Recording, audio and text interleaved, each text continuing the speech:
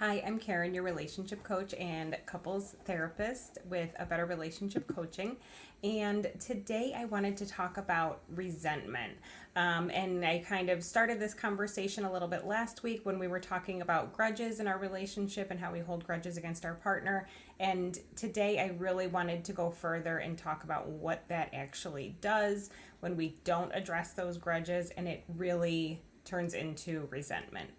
The source of resentment is when we have things that we want or need from a relationship and they're not being met, or if something has happened and we were not happy about it, we were upset about it, and we didn't address it, and we just kind of were like, well, I'm going to let it go. And some things we can let go. I'm a big fan of, if you can let it go, let it go. But if you can't really be at one with the situation, and you're still upset about it after time, then it's not something you can let go, and you really should talk about it before it turns into this resentment that can later have a bigger impact on your relationship. So the reason I say that resentment is a relationship killer is because when we start to harbor resentment towards our partner, what happens is we create emotional distance in our relationship, right? We can maybe withdrawal, or we can maybe attack more easily.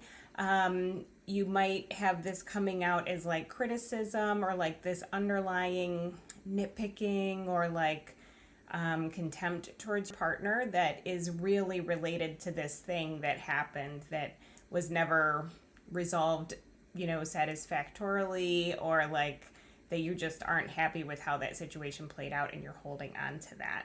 And that resentment, I've seen resentment last for years and years.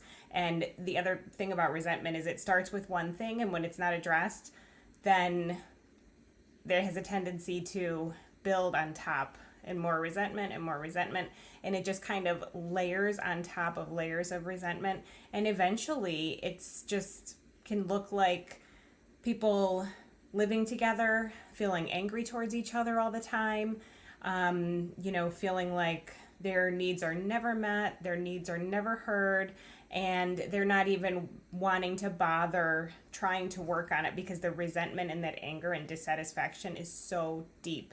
That's not to say that you can't work through it, because you certainly can, but the better thing to do is to deal with these things as they come up. So when you notice that you're starting to feel upset with your partner, quote, for no reason, but really there's this thing that's happened that you're just really still upset about, go ahead and address that. Even if it's been a week or 2 weeks or whatever it's been, we don't want those things to turn into, that aggressiveness, that criticism, that passive aggressiveness, and that withdrawal that we see when resentment starts to really sit in on the relationship. And sometimes your partner doesn't even know you're upset about something. They just know something's wrong. And if you are able to talk to them about it, you can really have an opportunity to come together closer than you would have otherwise if you hadn't mentioned it.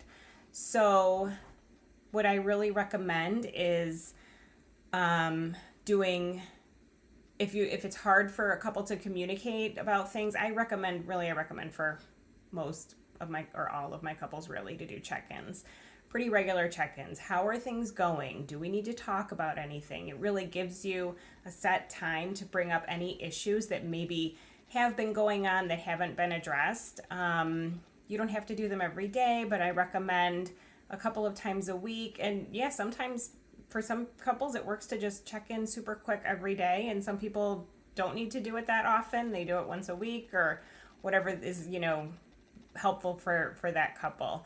But if you feel like you have a hard time coming to each other and communicating about things, I do think it's helpful to do these check-ins more frequently. So I think that's probably the most helpful thing.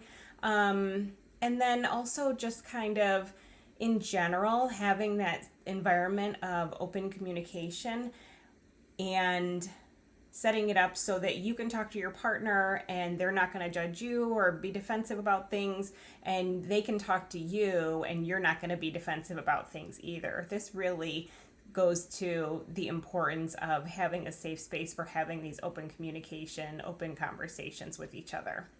And that is really going to go a long way to helping avoid this resentment that just kind of sits in, settles in, and can really have a huge impact on your relationship long term if it's not addressed.